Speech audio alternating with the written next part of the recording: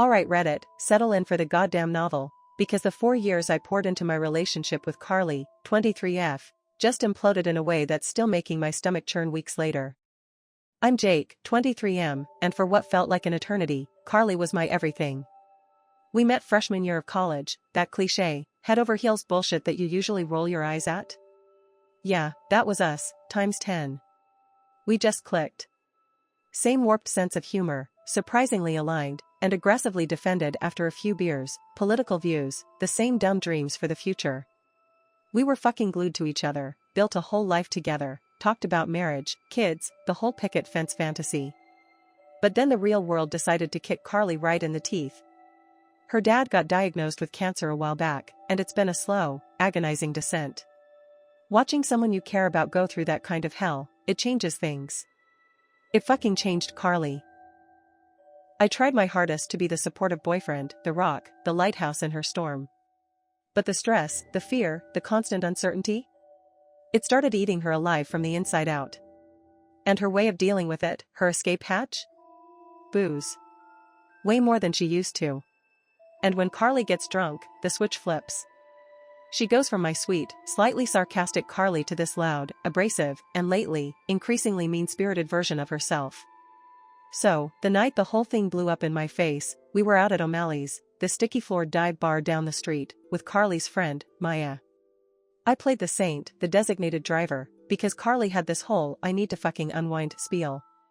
We'd even had the conversation beforehand, the one where she promised, swore on her dead goldfish, that she'd take it easy.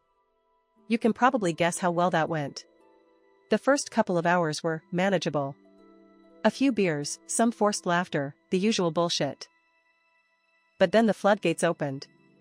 Carly started getting louder, her voice echoing through the crowded bar. Her jokes devolved into borderline offensive shit that made Maya visibly uncomfortable. She kept interrupting people, slurring her words like she was trying to invent a new language, and just generally acting like an entitled asshole. I was already on edge, keeping one eye on my beer and the other on her, mentally calculating the trajectory of her next drunken stumble. I had to take a piss. Just a quick one, navigate the throng of sweaty bodies to the overflowing urinal and back. When I squeezed my way back to our table, through the din of drunken laughter and shitty cover band music, I fucking heard her.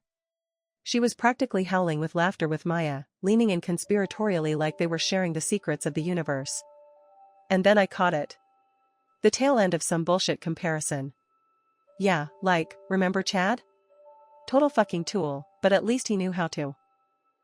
You know? She made some vague, suggestive hand gesture that made my skin crawl. And then, the kicker. She gestured right in my direction, her eyes glazed over with cheap beer and something else, something mocking. And then there's Jake here. My sweet little Jake. My fucking pin dick toy. The laughter that followed, even though it was just Maya's nervous chuckle and Carly's drunken guffaw, felt like a stadium full of people pointing and laughing directly at my fucking inadequacy. My blood ran so cold it felt like my veins were filled with ice water. Humiliation, raw and primal, slammed into me like a Mack truck at full speed. My dick? My fucking pin dick toy? This was the woman I loved, the woman I had spent 4 fucking years pouring my heart and soul into, talking about me like I was some kind of insignificant, laughable fuck buddy in front of her friend, in a fucking public place. I didn't say a word. My jaw clenched so tight it felt like my teeth were going to shatter. My stomach churned, that familiar pre-vomit feeling rising in my throat. I just fucking turned around and walked the fuck out of that bar. I didn't even look back. I just needed to get the hell away from her, from the sound of her voice, from the crushing, suffocating embarrassment that felt like it was going to swallow me whole. I ended up walking the mile to my buddy Liam's place.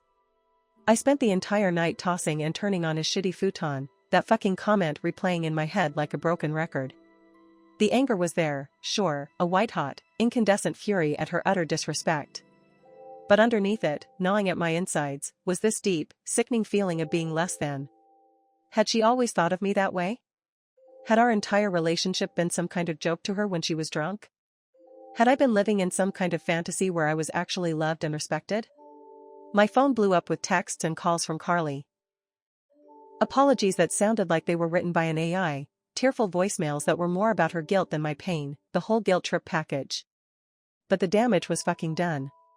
That comment, that casual, drunken cruelty, had ripped a hole in the fabric of our relationship, a hole so big I couldn't see any way to stitch it back together.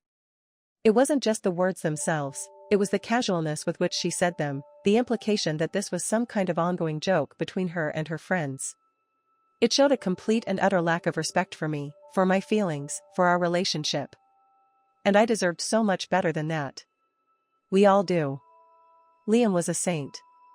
He listened to me rant for hours, offered shitty beer and even shittier advice, but mostly just let me process the nuclear fallout of my relationship. When I finally told him I was done, he just nodded, his face grim. You gotta do what you gotta do, man.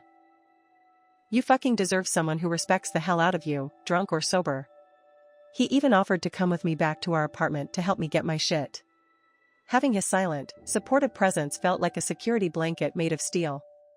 The days leading up to going back to the apartment were a fucking emotional roller coaster from hell. One minute I was picturing all the good times with Carly, the stupid inside jokes that now felt like they were built on a foundation of lies, the way she used to look at me with what I thought was love. The next minute, that fucking pin dick toy comment would flash in my brain like a neon sign screaming my inadequacy, and the anger and humiliation would flood back, drowning out any lingering affection. I had always gone out of my way to make her happy, to be the best boyfriend I could be. To hear that I was nothing more than a drunken punchline, it gutted me. It made me question every single moment we had ever shared. Had her feelings for me ever been real? When I finally walked back into our apartment, the place felt alien. It was filled with our shared history, but now it just felt tainted, like some kind of crime scene where my self-respect had been murdered. Carly was there, her eyes red and puffy, her face a mess of tears and mascara that looked like an abstract painting of despair. She launched into another round of apologies, her voice thick with snot and self-pity, begging me to forgive her, insisting that she loved me, that it was just the alcohol talking. Carly, I said, my voice surprisingly steady despite the turmoil raging inside me, I can't. What you said, it showed me how little respect you have for me when you drink. And honestly, it made me realize that maybe that lack of respect has been there all along, just hidden under the surface. She sobbed, her hand reaching for mine, but I pulled away like I had touched a hot stove. I loved you, Carly. I really did. But I can't be with someone who can be that cruel, even when they're drunk. It's over. I told her I hoped she would get help for her drinking, that she needed to work on herself before she tried to be with anyone else. Then, with Liam standing silently by my side like my personal bodyguard, I started packing my things. The silence in that apartment, once filled with our laughter and stupid arguments, was now heavy with the weight of our broken relationship. Leaving that apartment felt like ripping a part of myself away, like performing some kind of self-lobotomy. But there was also a sense of relief, a feeling of finally being able to breathe again without the constant anxiety of waiting for the next drunken insult. The emotional chaos that had defined the last few months, the constant walking on eggshells around Carly's drinking, was finally over. In the weeks that followed, I leaned heavily on Liam and my other friends. They kept me busy, distracted me from the gaping hole in my chest, and reminded me that there was life beyond Carly and her fucking pin dick toy jokes. And then there was Eva. Eva was an old friend, someone I had lost touch with over the years. She reached out after hearing about the breakup, offering a listening ear and a surprising amount of understanding. We started hanging out, just as friends at first, but something shifted, slowly but surely. Her support was genuine, her laughter was infectious, and being around her just felt easy. Things with Eva progressed naturally, without the drama and the uncertainty that had plagued my relationship with Carly. Before I knew it, I was feeling a renewed sense of confidence and happiness that I hadn't felt in a long time. It wasn't about replacing Carly, it was about finding someone who saw me for who I was, who respected me without reservation, and who made me feel like I was enough, dick size and all. Looking back, my relationship with Carly, for all its initial promise, was a painful but ultimately necessary chapter in my life. It taught me the importance of self-respect, the significance of healthy communication, and the fact that love, no matter how strong it feels initially, isn't enough if there isn't a solid foundation of mutual respect and dignity. Sometimes, the end of a relationship, even one that lasted 4 years and felt like forever, is the only way to make room for something better, something that truly nourishes your soul. And sometimes, the people who are meant to be in your life were there all along, just waiting for the right moment.